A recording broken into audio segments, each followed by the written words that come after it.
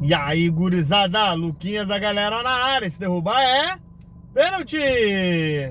Gurizada, antes da gente começar o vídeo de hoje, quero só agradecer aqui rapidamente aos novos inscritos. Rielen Vitória, obrigado aí pela inscrição.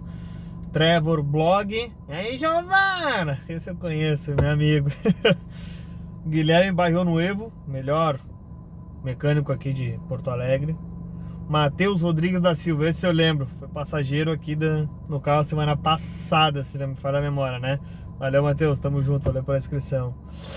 E por último, esse é importado, gurizada, Luiz Felipe Castilho, direto lá de Portugal, amigão aí eu já conheço de longa data. Valeu, gurizada, tamo junto. Gurizada, o vídeo de hoje, a recomendação de um seguidor aqui do canal falar sobre carro elétrico, né? Carro elétrico, né, gurizada? Para quem não sabe, eu tive um carro elétrico lá em Portugal, um Zoe. E, gurizada, minha experiência com o Zoe foi fenomenal. Foi fenomenal. Eu não tenho uma reclamação para fazer do carro. Uma reclamação. Para não dizer que eu não tenho uma reclamação a questão da autonomia, mas é que o modelo que eu tinha foi um dos primeiros modelos elétricos, então ele tinha autonomia para 150 km. Daí isso parece ser pouco, muito, apesar do porto ser muito pequeno, né? Mas não. Eu usava ele para fazer entregas durante a noite, durante a chuva, e muitas vezes eu tinha que parar para carregar o carro, porque mesmo assim ele não tinha autonomia o suficiente para uma noite toda. Impressionante. Então eu achava que era uma autonomia suficiente, mas não. Era um carro que literalmente era para deslocamento, assim, de vai para o trabalho, volta, de repente vai no mercado, volta para casa, ou na casa de um amigo, assim, para aquele deslocamento mais do dia a dia, assim, eu diria, né? Mas assim, em relação ao custo do carro, fenomenal. O carro não tem óleo para trocar, não tem filtro para trocar, nenhum tipo de filtro, não tem cabo, não tem vela, não tem correias, não tem absolutamente nada para ser trocado frente ao motor. Então assim, tu acaba ficando, cara, o que eu vou gastar com o carro? Eu gastei, eu não tenho mais as notas, eu acho, posso procurar e postar depois das minhas redes sociais. Eu gastei coisa de em um ano e meio com o carro, acho que foi um ano e meio mais ou menos que eu fiquei com o carro. Gastei 90 euros, se não me falha a memória, que foi ali para revisão. Os caras trocaram o filtro do ar-condicionado, é o único filtro que o carro tem. Fizeram mais umas idiotices lá de verificar alinhamento de roda, aquelas coisinhas todas, freio, mas é isso. Então assim, gurizada, eu particularmente adorei o carro elétrico. Daí eu vejo uns caras falando aqui, mas e peça? Como é que tu vai conseguir peça? Porque, se tu bater o carro, tu vai ficar sem peça pra entregar. Cara, eu não sei como é que tá os carros elétricos aqui no Brasil referente a peças, né? Mas eu vou falar pela experiência desse meu. Esse meu eu tive que trocar o cinto, esse aqui, não, o dali. E fui na autorizada, além de eu ter pago 800 reais pelo cinto novo, não tinha também a pronta entrega. Não tinha. Me deram em torno de 1 mês e meio para entregar. Acho que mais ou menos por aí um mês e meio que levou para entregar um cinto. Um carro que é fabricado aqui na região metropolitana de Porto Alegre, carro nacional, e não tinha peça. Então assim, para mim esse argumento de não tem peça, cara, é muito relativo. É muito relativo. Eu acho que isso é pensar muito pequeno no que o carro elétrico pode proporcionar. Tem um amigo meu que na época, quando eu morava em Portugal, ele me perguntou sobre o que eu achava dos carros elétricos, que ele estava curioso em comprar um elétrico, né? O Rodrigo, por sinal, tá seguidor aí do canal. E ele me perguntou como é que era e tudo, e falei, cara, pra vocês terem uma noção, que eu gastava com o meu Zoe por dia de carga, eram praticamente a mesma coisa que eu gastava em combustível de moto. Então tu imagina, olha a diferença que dá de economia de combustível. É uma diferença absurda. Tu tá com um carro elétrico, basicamente tu está andando de moto, só que com proteção, né?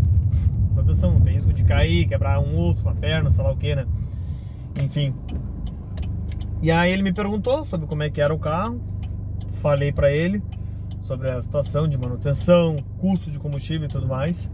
Exatamente isso que eu tô falando pra vocês. E ele não pensou duas vezes. Comprou o carro. E aí agora esses dias eu tava falando com ele. Cara, ele gasta aproximadamente R$1.500 por mês de eletricidade em casa. R$1.500 por mês. Isso incluindo o carregamento do carro dele, mais toda a casa dele, que é ele e a mãe dele. Então assim, olha isso, cara. Ele gasta 1.500 por mês. Por mês. Pra ter toda a energia da casa dele paga e mais o carregamento do carro em casa. Então é uma diferença absurda. Absurda. Tenho certeza que R$1.500 por mês é mais ou menos 2 semanas de gasolina, que é o que muitos aí gastam. Fora todo o custo, né, de troca do óleo. Hoje eu troquei o óleo do carro.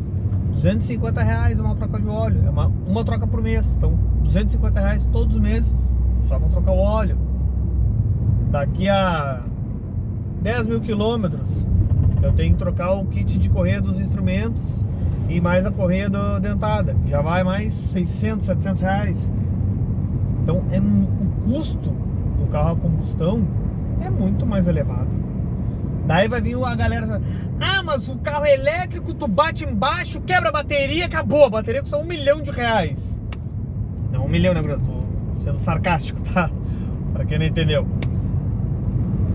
Cara, o carro elétrico, ele tem uma chapa de aço embaixo que protege a bateria. A bateria não é 100% exposta, né, gurizada? Embaixo tem uma chapa de aço que nem o protetor de cárter do carro. O carro a combustão também. Se eu bater agora numa pedra, alguma coisa, me quebra o cárter, cai o óleo e me quebra o motor.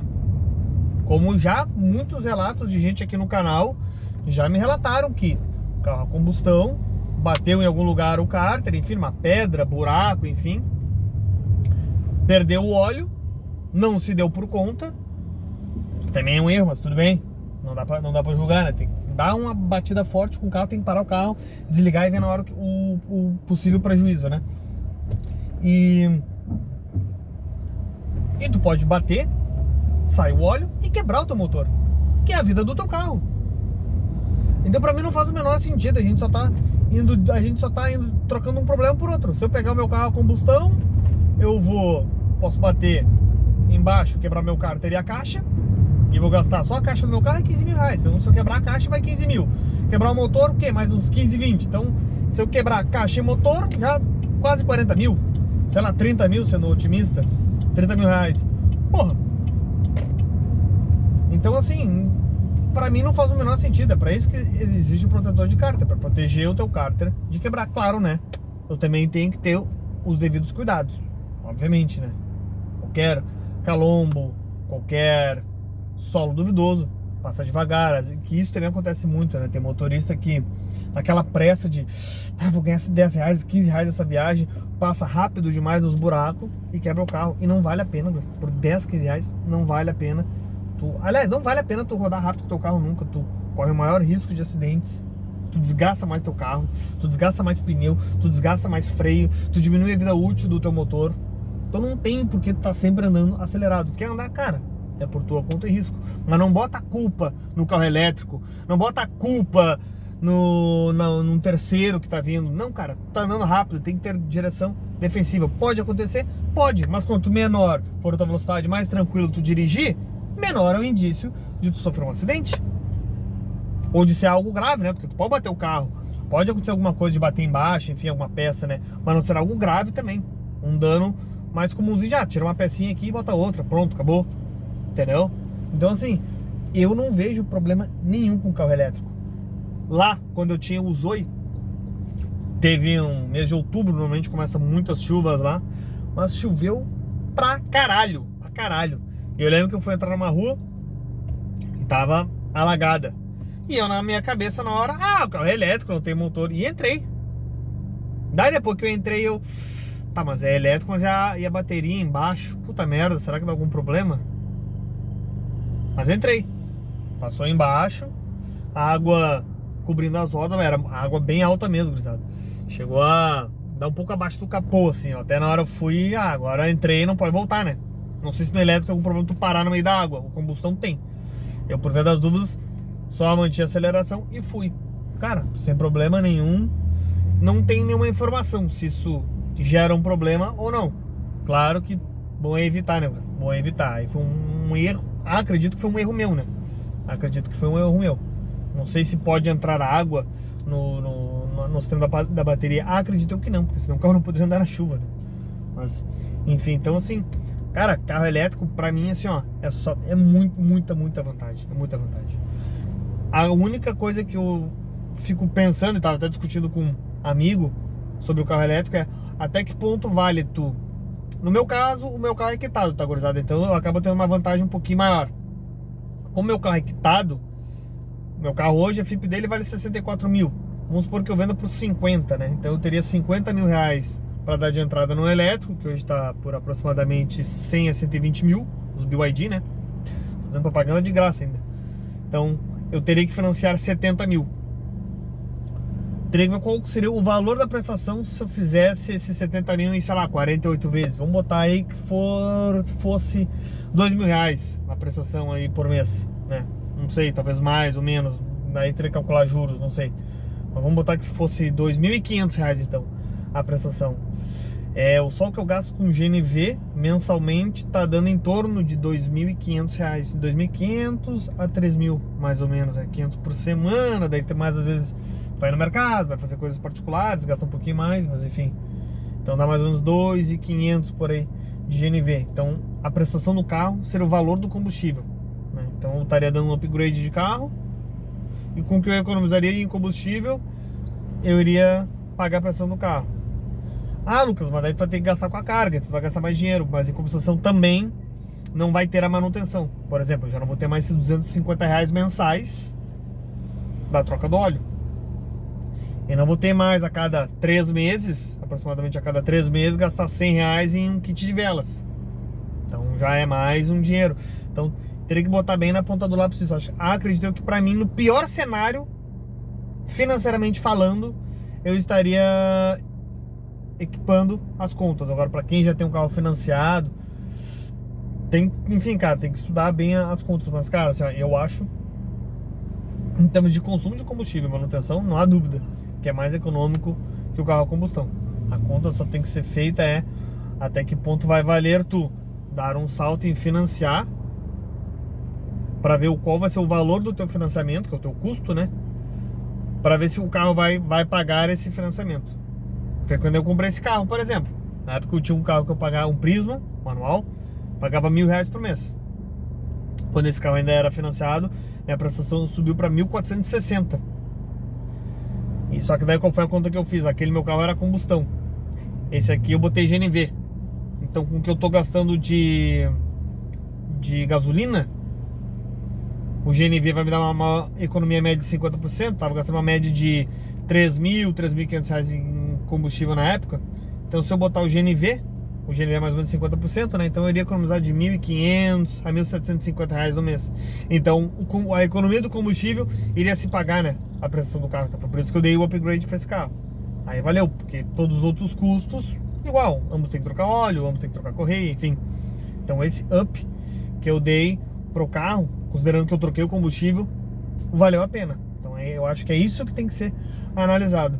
Se quando tu for pensar em mudar para um elétrico, se vai valer a pena tu aumentar o valor da tua prestação proporcionalmente ao que tu paga hoje com o teu carro, ou que tu não paga. De repente tu é que nem eu, não tem carro com prestação, né? Mas a maioria do pessoal aí da rua tá pagando prestação. Então teu carro já não entraria por um valor mais alto. Então tua prestação é, sei lá, 1.300. Quando a tua prestação já vai para 2.800, 3. A prestação desse meu amigo, se eu não me engano, tá em 3.000. Acho que é 3.000, se não me falha a memória. Eu já achei meio alto. Pra, 3.000. Pá, mais o cara gasta com um elétrico, a carga, né? Bota ali 1.500 no total, então já dá 4.500. Não sei se valeria a pena, eu não sei os custos dele, né?